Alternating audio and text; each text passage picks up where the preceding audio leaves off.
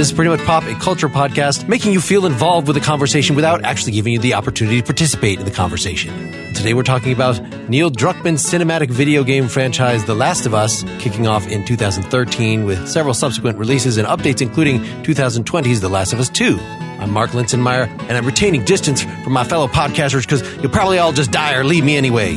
I'm Erica Spires, and next week I have my first appointment with the one and only Dr. Uckman. And I'm Brian Hurt. And in preparations for today's episode, I got my oil and I got my rags.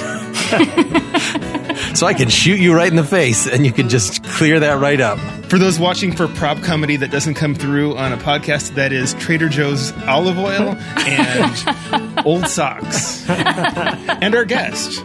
I'm Drew Jackson, and I'm definitely on Team Joel Was Wrong. Whoa.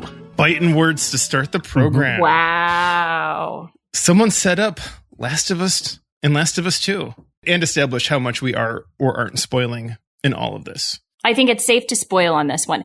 Yeah. I think everyone should take a quick 50 hours to play both games and then come back if they haven't played. So Agreed. Everyone pause and proceed.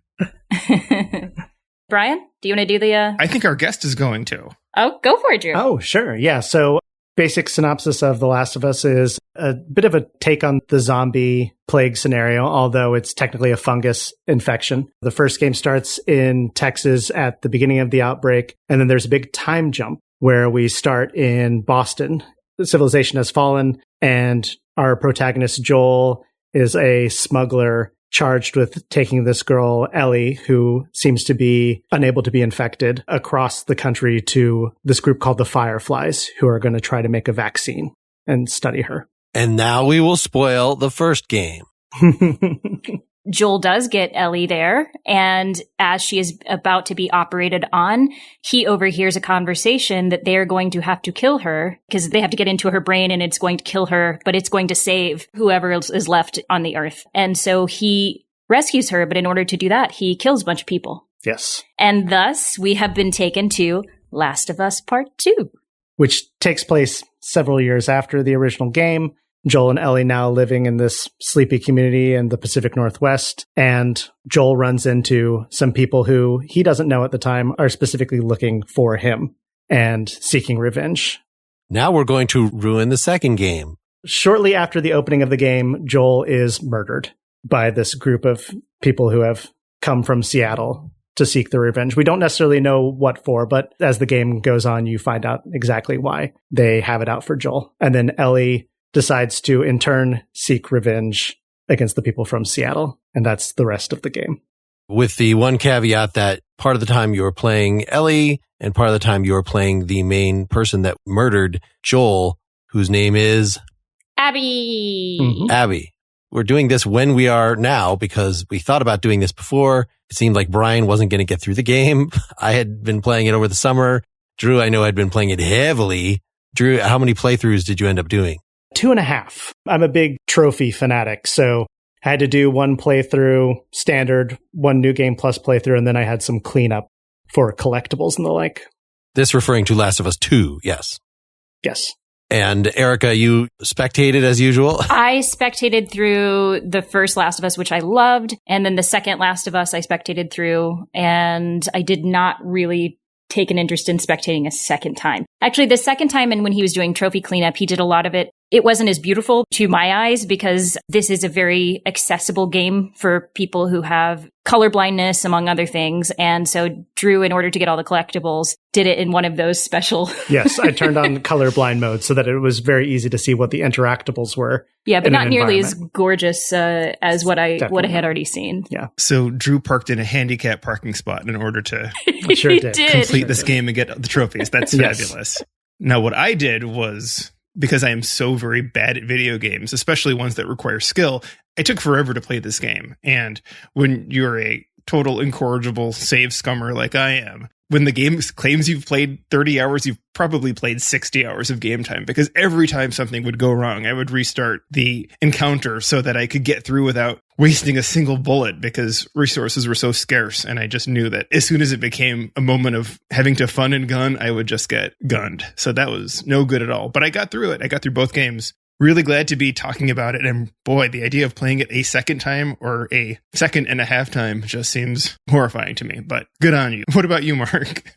Yeah, well, that's a good way to think about this. As an appendix, I just went back this weekend and played most of The Last of Us DLC, which I think if I had played it after Last of Us 1 and before Last of Us 2, I would have liked it a lot better because it introduces some elements like Ellie is queer. That's interesting to know, and tells her, about how she found out she was immune, and fills in a piece of The Last of Us where Joel has been unconscious, is dying, and she has to save him. It goes back and forth between those two things, both of which take place in a mall, incidentally, different malls. Too much of it was kind of old hat by the time I'd finished Last of Us 2, because part of the appeal is like that with her friend wants to be more than friend, doomed confidant Riley during the flashback of what's happening before Last of Us 1. They're just doing fun things together for part of it to show what a close relationship they have. And we kind of already saw that in the flashback parts of Last of Us 2. So it just seemed like a slipshod, not as fun version. But that was my visit back. I also just kind of this morning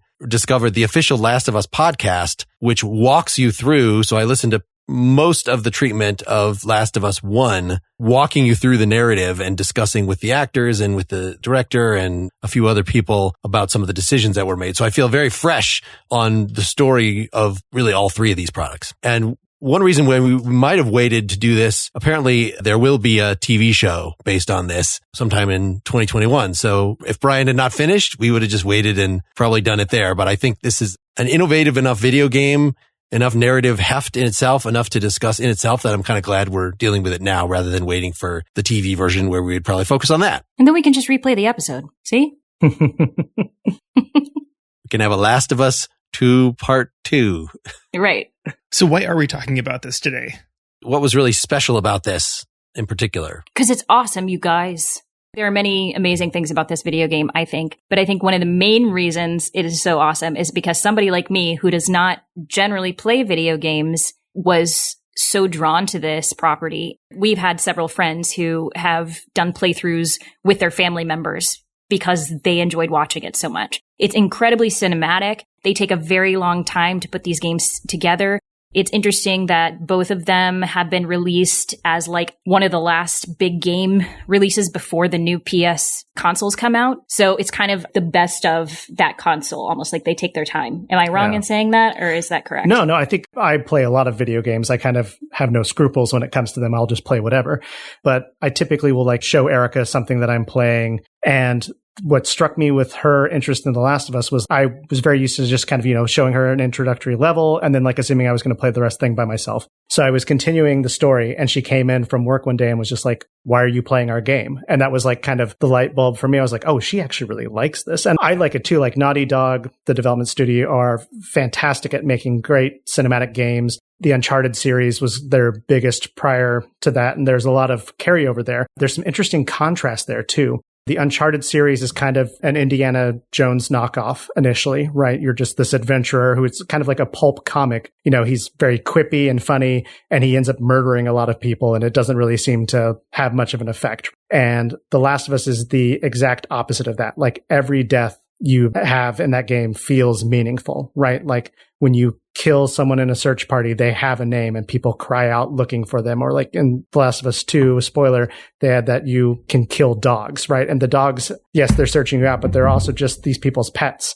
And when you kill them, they whimper, right? So there's heft there. One of the things that kind of gets critiqued a lot about The Last of Us series from some gamers is that they aren't fun, right? And if your approach to video games is that they should be an enjoyable time that makes you feel good, this ain't it. So for me, The Last of Us series is kind of this maturation of video games as a narrative form and being able to tell stories that are heavy, that don't necessarily make you feel good, but make you ask really deep questions about humanity. Brian, what did you think? I enjoyed the gameplay tremendously once I finally figured out how to do it. The act of progressing and going through the environment and beholding the environment as I did it was, I had never seen anything quite that good on the PS4. And since, as you say, Erica, we're onto the PS5 now, we probably won't ever again as we move on to the next thing. I think what it really drove home for me is how much I generally don't like cinematic adventure games the way that I like role-playing games. these games like Skyrim or Fallout or Dragon Age, where you really get to play the story you want to play. Whereas this game, yeah, how I got to point A to point B in an encounter was my choice, and I could kill or I could not kill if that was an option. But at every important point, I was pretty much just a spectator, or I was whichever POV character I happened to play. If I was protagonist 1 or protagonist 2, depending on where I was or what they chose to have me be, I had no choice but to keep carrying the story forward exactly the way that the game developer demanded I do that. It really just felt like, in a lot of cases, it was a participatory movie, and the only way I was going to progress was just to hit the beats that it was demanded of me. Was I supposed to feel conflicted about the fact that, oh gosh, now I'm killing this person who I was just the protagonist 20 minutes ago? Well, I don't feel that conflicted. I have no choice if I want to proceed in this game. This isn't anything of my doing. I'm just clicking the buttons to get to the next scene. Not really my bag, and not exactly how I want to spend 30 or, as I mentioned earlier, 60 hours. But good to know that about myself. What about you, Mark? So you raised two interesting issues here: quality as cinema and its quality as gameplay. Let's maybe talk about its quality as cinema first. I was thinking about comparisons to Walking Dead, right? Also a kind of drawn out, similar mood, zombies, drama, get involved with the characters, and probably a similar running time, binging a few seasons of The Walking Dead versus playing this thing. But the fact that here you're focused on a very limited number of characters, and that there is the repetitiveness involved in gameplay. Maybe if I was actually good, it wouldn't be so repetitive. But for me, it's not so much that I'm restarting on purpose. It's just that my approach in this game, at least, was initially just run in there and probably die, and then just figure out what I should have done to make me not die. Oh, okay. There's going to be a guy that's jumping on me from behind. Maybe I shouldn't just run in there this time. I need to do something else. So it's kind of artificially, as a cinematic experiment, artificially extends things. But on the other hand, the cinema parts, as compared to the walking simulator, Death Stranding, I never wanted to fast forward through these. And as compared to Fallout 4 or Skyrim, I was thinking about, in either of those games, you get all these different companions that follow you around, and they do start to repeat themselves after a while. It's kind of cool that they each have unique things that they say to you and ways that they react to what you do. But they really made a point in Last of Us that this is actually how you're getting to know Ellie for part 1. She's just talking to you throughout, and it's interesting. She's calling attention to things in the landscape, and you're getting to know her as a character, and it really adds so much to the mood. There's never a fear that she's going to repeat some line. That's the price you pay for an open-ended world, is you can't have infinite amount of dialogue from these NPCs that they'll keep saying interesting things. Right. Like in Skyrim, you constantly hearing about, I was an adventurer like you until I took an arrow in the knee. That's just going to happen in a game that is so open-ended. Can you imagine one of the trophies in Last of Us 2, I think, is having all the dialogues?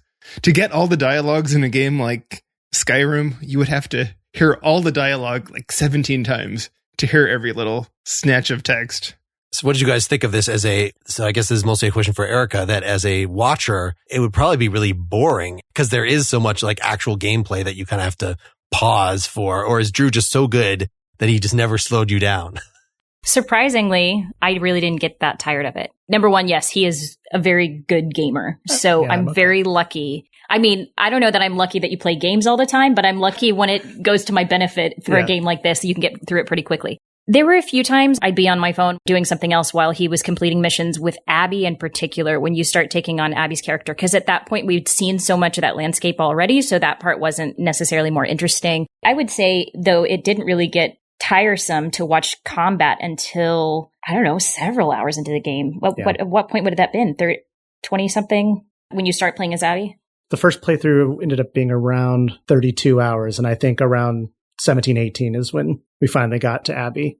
There was so much of this that reminded me of Metal Gear Solid 2, where you start as the main protagonist, Solid Snake, and then there's a big change where all of a sudden you're playing as this second character. And you get to play Abby pretty early on too, when she first runs into Joel. And when you get to play her as the second time, it's a much extended scene. But there was something that I love that in the same way that I love Metal Gear Solid 2, where you're talking about this industry that is on par with film and movies, and that, you know, it's billions of dollars of profit that this industry makes. And yet here's this property that took years to develop, and they take such a risk that the character that kills the main protagonist from the first game is a character that you will spend so much time with after the fact. And like you were saying, Brian, the sense of agency, the story is the story, and you're just participating in it to forward it along. The game is making you see things from Abby's perspective and making you empathize, right? So like Neil Druckmann talked about the first Last of Us being a game about love, what you would do for love. And the second part 2 being what would hate be able to drive you to do. And the whole idea is just this cycle of violence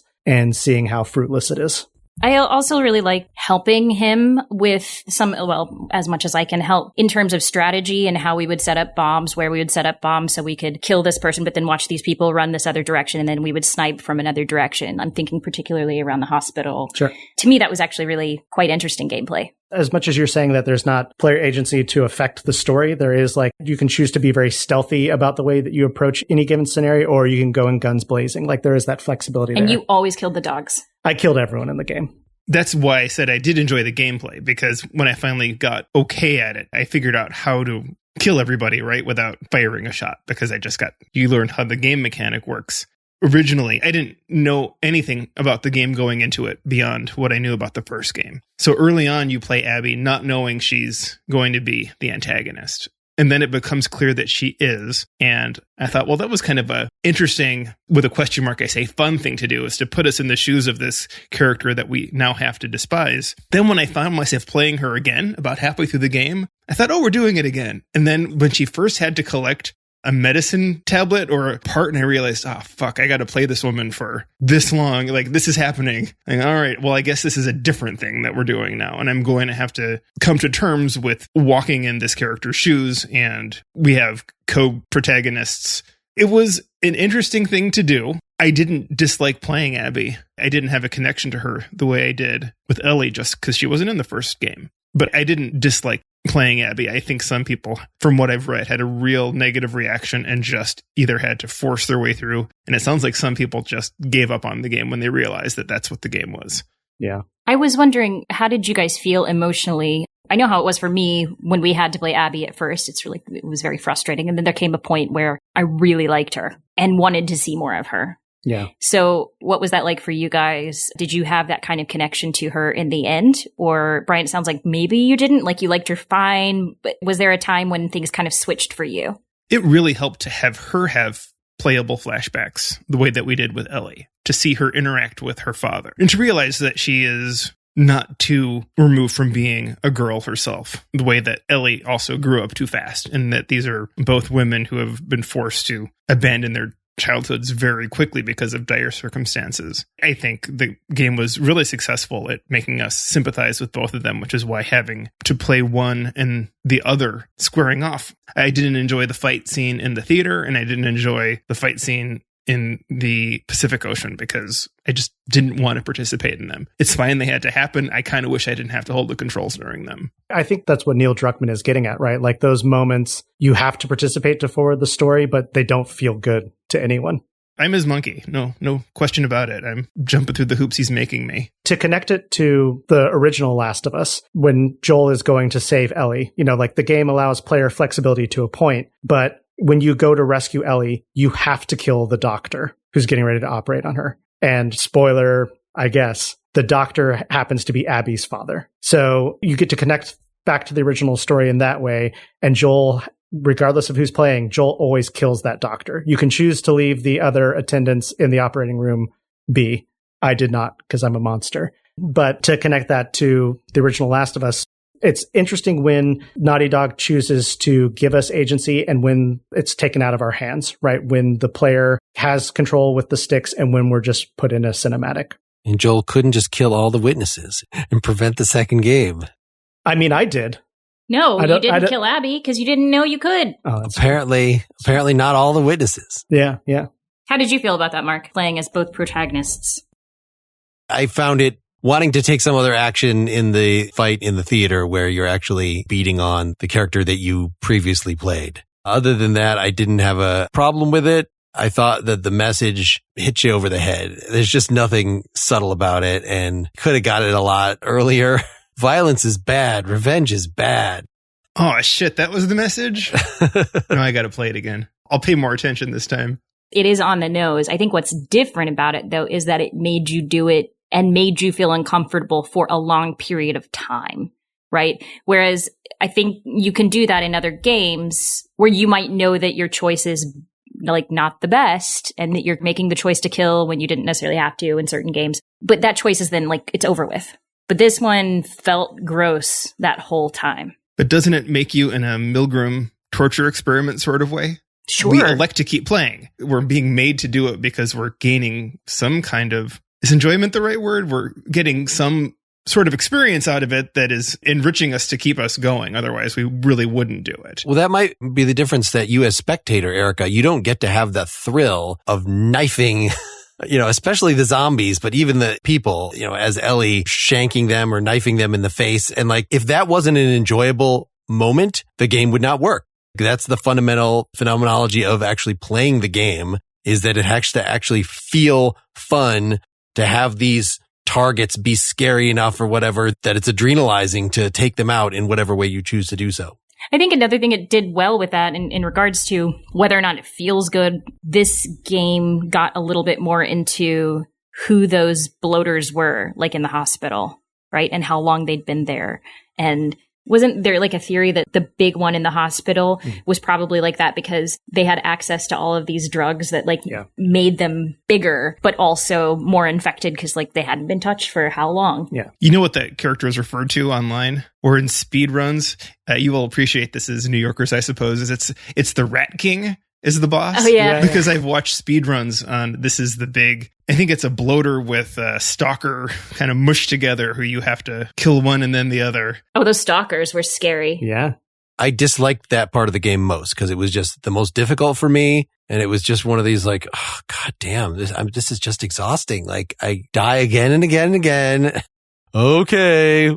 But see, I enjoyed it the most because it was the most like, well, there's no moral quandary here. I'm not killing a human of any kind. It's a monster. And when I finally beat it, I was down to a couple millimeters of health left and I was all out of my weapons, but I finally got him. And that was great. And that was the most rewarding just from a gameplay standpoint for me to be able to beat a boss like that. It was the moment that felt like the most Resident Evil, right? Where it was like, oh my gosh, here is like a very cartoonishly monstrous character that we're not used to seeing. Like one of the things that I dislike about the zombie genre just at large, the zombies are an allegory for death, right? It's just a slow march that eventually consumes everything. But eventually what happens in all of these stories is, spoiler alert, the people are also bad. And so eventually it gets to the point where the zombies aren't even the threat anymore. It's just other people, which is kind of the central conflict of every story. So I feel like the zombies a lot of times just become this kind of existential threat, but not the one that the character's dealing with most presently. So I loved that scene because I was like, oh, great. Yes, this is the thing that I should really be terrified of. This is a monster that I'm fighting.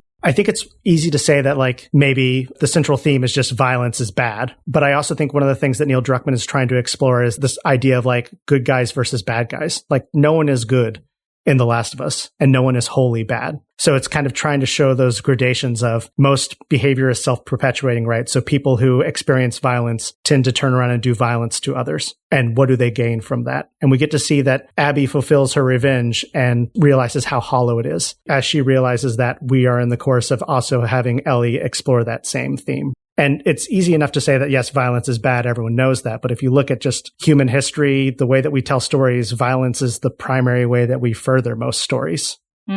Yeah, it's an obvious lesson, but it's if you look around the world, it's one that we definitely are still not learning. Well, it also seems to be the engine that drives history along as well. I mean, at a small scale and at a large scale. You think when the DLC, I know there won't be any, but if they had DLC where you got to play a Rattler, if that indeed was the name of the gang in Santa Barbara, is there some good in those people too? I mean, can we really say that those slaveholders? That's right. I mean, it's still a game and things are still done cartoonishly. I think we were given two very dimensional characters who are easy to see as negative from the outside and positive from the inside. But I think that was also done very intentionally. to get the message across to us. I still feel like we have cartoon characters in this. I think you're right, Brian. Like one of my big critiques when I finished it was like, you feel like you get to understand Abby and where her crew's coming from, but you don't get that sympathy at all with the Rattlers. And I was like, man, these people are just straight up bad. And that kind of does, I agree with you, undercut the central theme of the story is all of a sudden you just meet these people who, if someone's trying to escape, they'll just turn you into a zombie and chain you up and like make fun of you. We also didn't get to know a whole lot about the Seraphites. I mean, we learned some, the Seraphites, yeah. Right? We got to know the two main characters from the Seraphites, or former Seraphites as it became. That to me would be also a very interesting story to explore further and see how that came to be, because clearly that would be something that happens in post-apocalyptic worlds, as certain people turn very much towards religion and dogma. So who are the Whistlers? Was that the Seraphites? The Seraphites, yeah. Okay, all right. They just had things like that. Even though you were supposed to like these two young characters who have broken away, they just make it so you really want to kill all of the, with their creepy religious stuff all over the place. And they're so bigoted. That's why these characters are driven out anyway. So yeah, we should design some DLCs where, you play a Rattler and he's kind of picked on by the other Rattlers, and maybe he has irritable bowel syndrome. You didn't know before you shot him that he was having some troubles there, and you can just really sympathize with him. We know what he's going to do with the rags. Yeah, rags and tape. All right. I just always so ambivalent about attempts to make things more realistic when video games are just not realistic. And how these things interact with each other. The fact that you're supposed to feel the drama of these moments of violence and things, but yet not only are you put in a situation where you're killing person after person after person, they do try to make that into narrative something, but like the crafting, that you're just constantly looking around for rags and pieces of scissors, and yet you can only end up making 4 things, and just the upgrading your skills. There's no narrative defense for I can decide whether I'm going to listen better or I can make more powerful. Like, are you stopping to work? I found a Guns and Ammo magazine and this bottle of Flintstones vitamins. Yeah. Where else do you find out how to make incendiary shotgun rounds? Yeah. I mean, they did their best. I don't know. Were there any points where something seemed wrong in the suspension of disbelief department for you as you were playing? There are lots of narrative constraints just because it is a game and there has to be some sort of player agency involved, right? Like in the very beginning of The Last of Us Part 2, when you play as Abby, boy, what dumb luck does she have that she just runs into Joel and his brother? That's not even just a suspension of disbelief needed at a gameplay level, but it's just like, it's such lucky happenstance. Even if you saw it in a movie, you'd be like, is that really likely that the first people that they run into from this camp happen to be one of the people that they are looking for? Brian, what do you think? I mean, is this just even a dumb question to ask? Like, of course, suspension of disbelief is going to be a weird thing in games. Why would you expect it to be? There's no sort of standard, whereas a movie, you can see something and like, that doesn't ring true what that character did or whatever. But in the interaction between game mechanics and on-screen plot, like, it seems like there are no standards. It's just a matter of each game developer has to find a balance that seems to work for players. I think it goes beyond video games a little bit, Mark, in that when things seem a little unbelievable or fantastic, that's why we're getting this story and not someone else's. I'm not saying Ellie is the only person who has immunity. There might be someone else and she just got run over by a bus. And so we're not going to see that story because that one ends quickly. We're seeing this one because it goes well enough for her that there's something to bother watching. We want to see the extraordinary stories. I think if there aren't enough game mechanics, no one's going to want to play this thing. And I think there are games that have, you talked about Death Stranding, where there's so much stuff that goes on, way more than this one in my experience. I didn't get as far into it. Too many cinematics and you just don't want to play at all because it's, now I'm just watching a movie and this isn't that good a movie. So I didn't have any particular problem with it. As crafting games go, I didn't think this was nearly as complicated as others in terms of getting stuff and making ingredients to then make things. I mean, this was quite a bit simpler. Well, how great that it alerts you. Like, you finally have enough to build something. Why don't you click over and see what you have enough to build? And they're all very clearly labeled. It's never like, I have to go searching for some particular thing because you're steered in a particular direction. You should probably be being careful and looking in every drawer anyway. The fact that you can be full, I just can't carry another rag. Yeah. I could fit more of this kind of bullet, but you can't carry more of that kind of bullet. You're full up. Are you implying, Mark, that when you light a Molotov cocktail and then decide not to throw it, you can just safely put it back in your bag?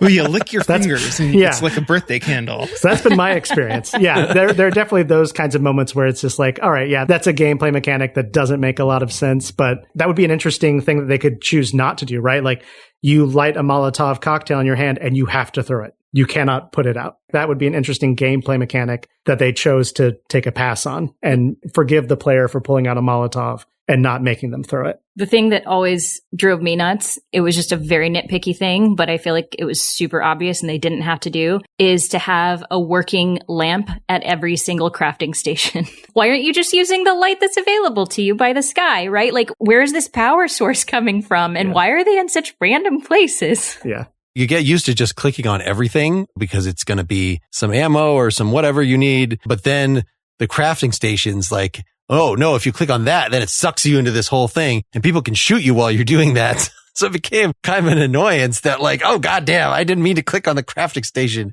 Yeah. I'm just trying to walk by and grab another piece of paper off the ground or whatever. Right.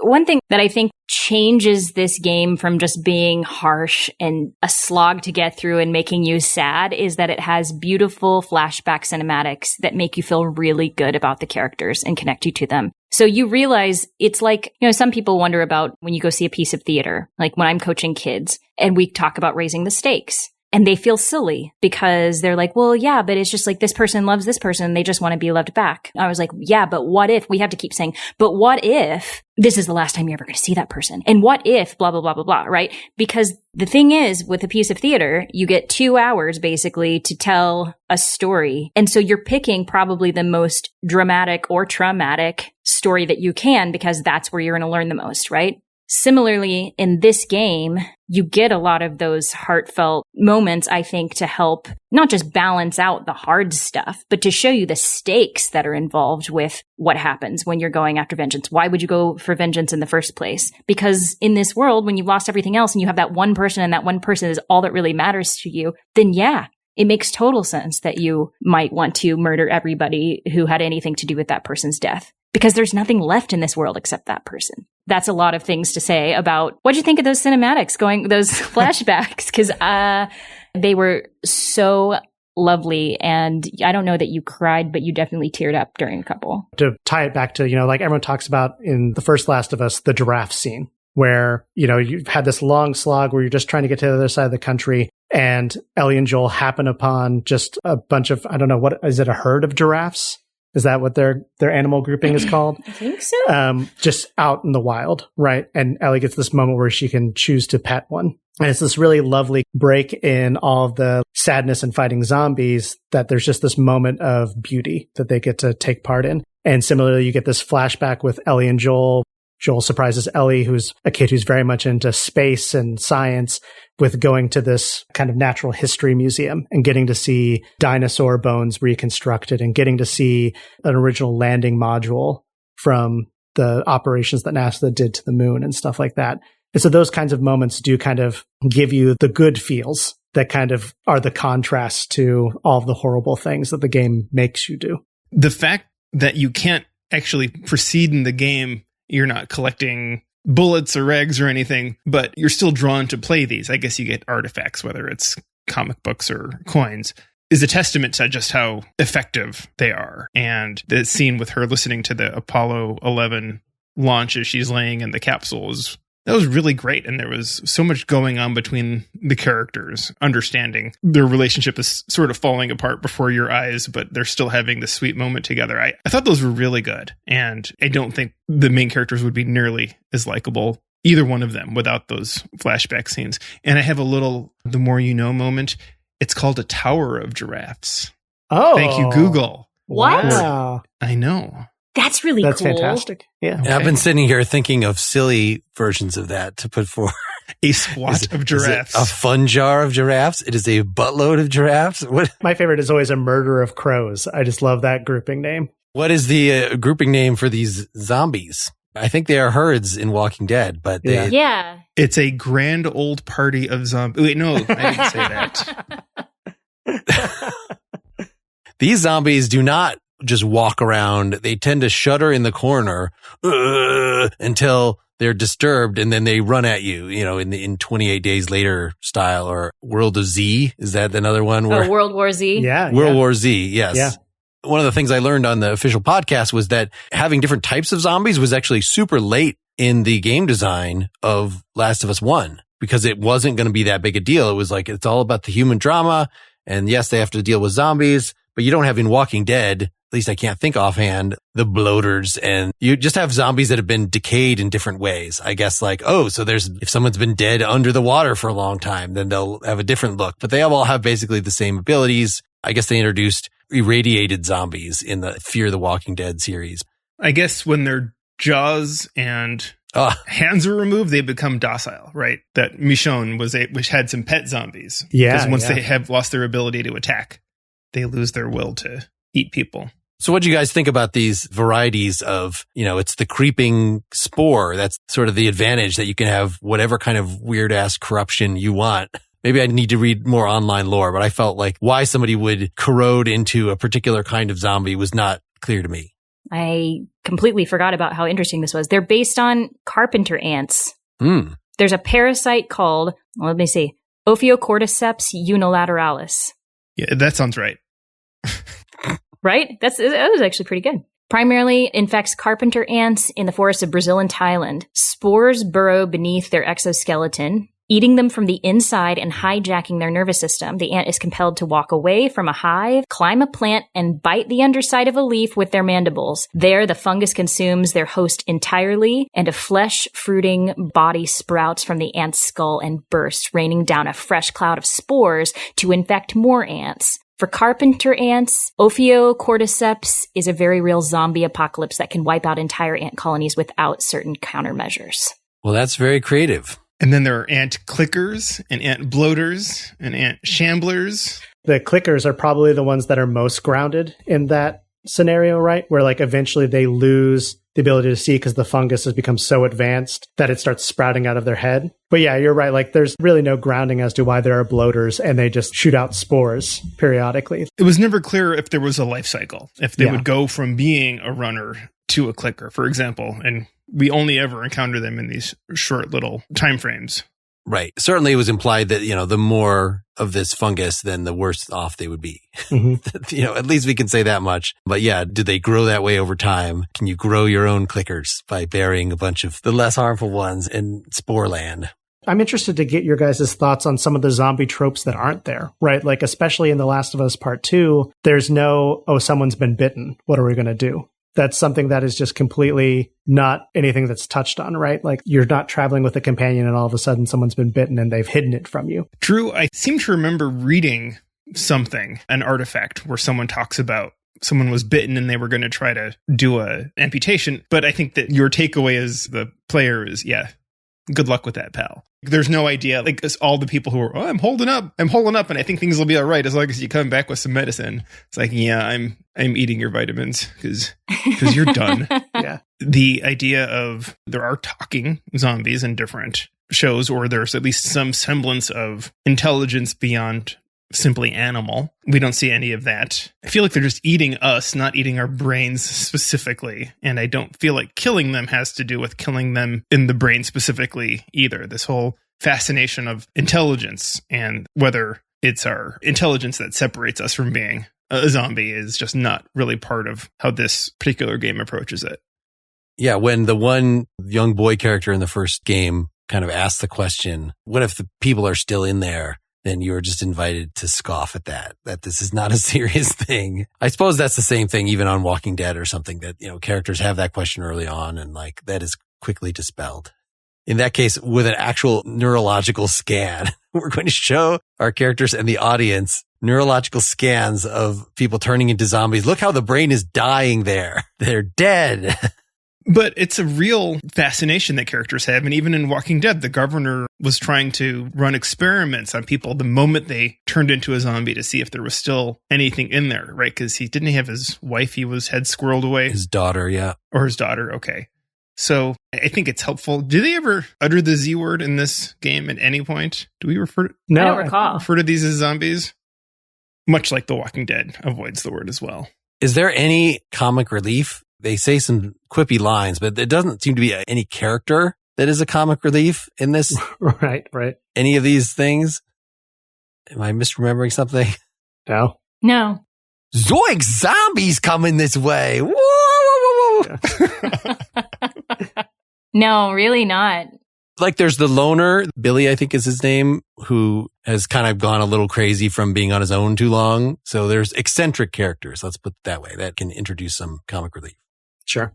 Having played the two games pretty closely together, likely more than you, Drew, and I don't know about you, Mark, I feel like there were more interesting gameplay variants in the first one. There was a point where you were actually in a sniper's nest, and the game became a little different, and you were gunning people down from a distance. And there was a part where you're hanging upside down and having to shoot zombies while you're in a trap. And at one point, you're trying to avoid a tank that's rolling down the street that can totally gun you down. I don't think this game had as much of those variations. This one had more thrilling locations. I mean, high over Seattle was totally nerve-wracking. And Are you afraid of heights?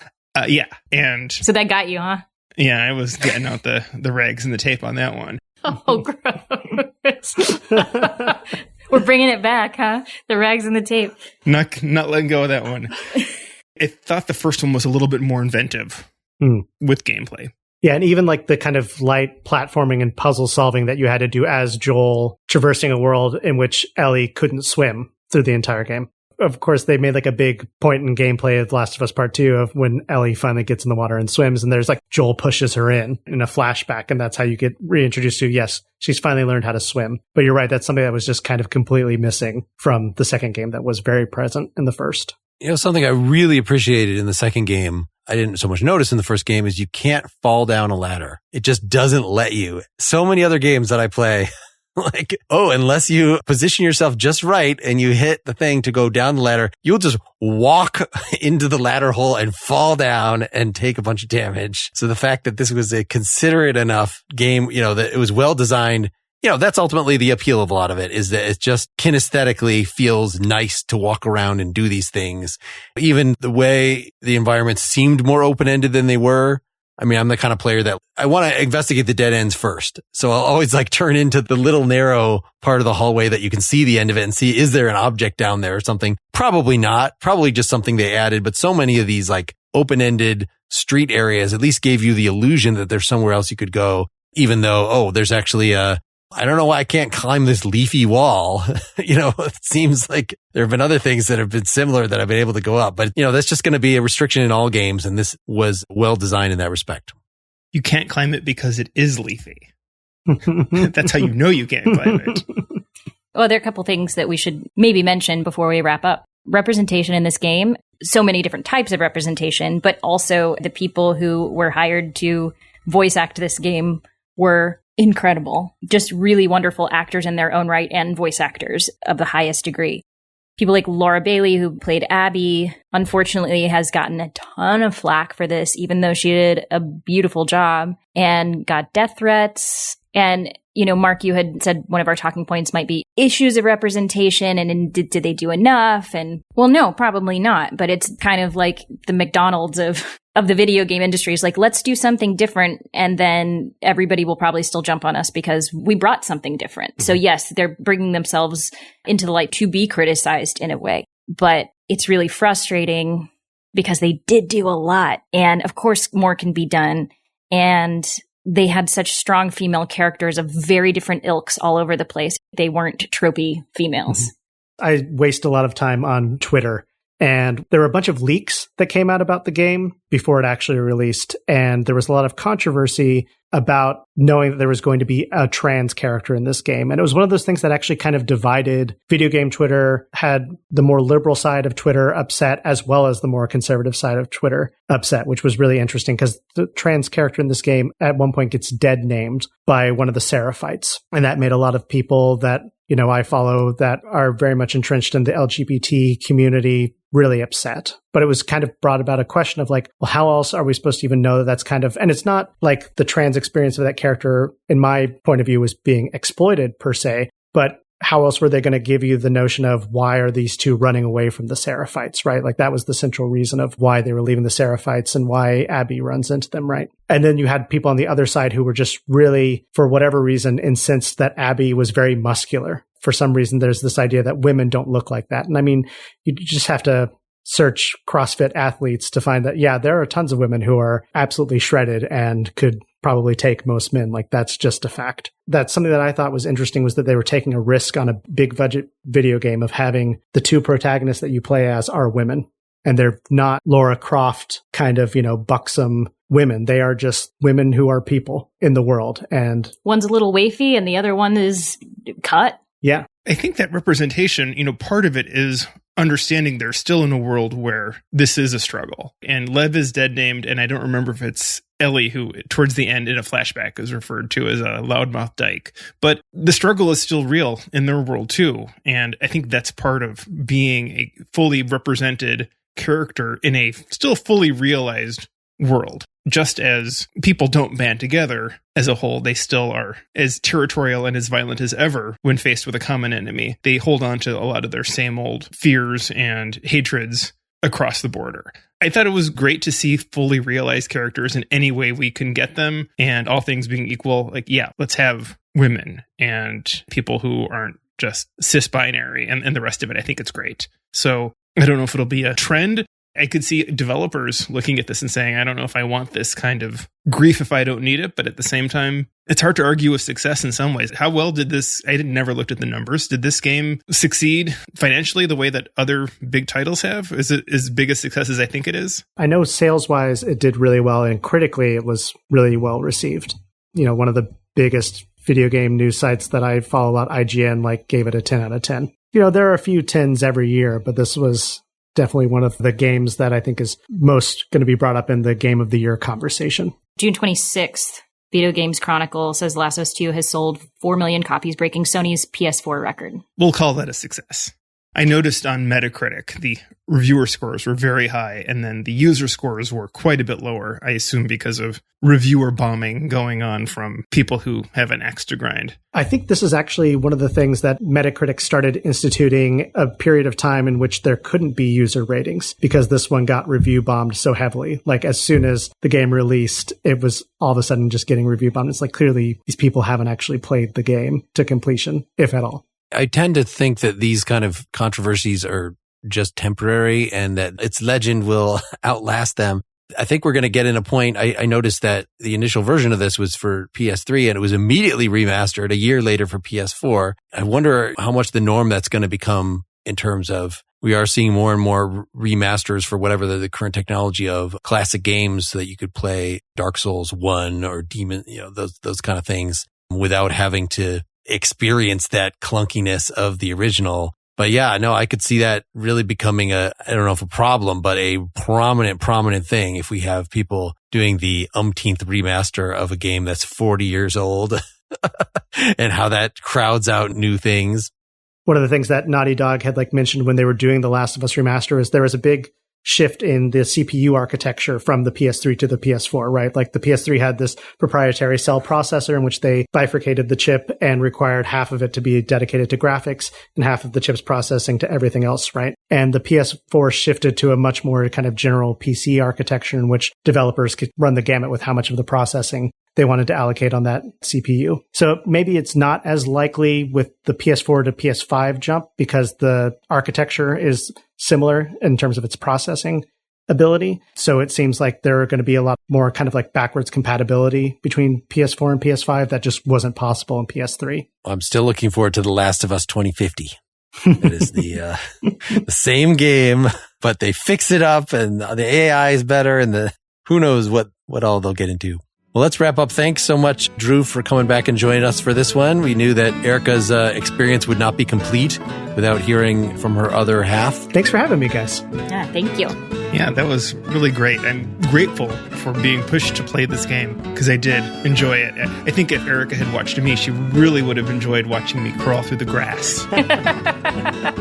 Because I did a lot of crawling through the grass. Stay in one part of the grass for a long time, trying to wait for enemies to go away or something. That's totally how I would play it. I would be so scared. I would just hide and snipe. All right, thanks, listeners. We're going to keep talking a little more about this and related stuff in the after show. You can get that at patreon.com/prettymuchpop. So long. Bye. Bye, listeners. Thanks. Get more Pretty Much Pop at prettymuchpop.com. Pretty Much Pop is part of the Partially Examined Life podcast network, and it's also presented by openculture.com.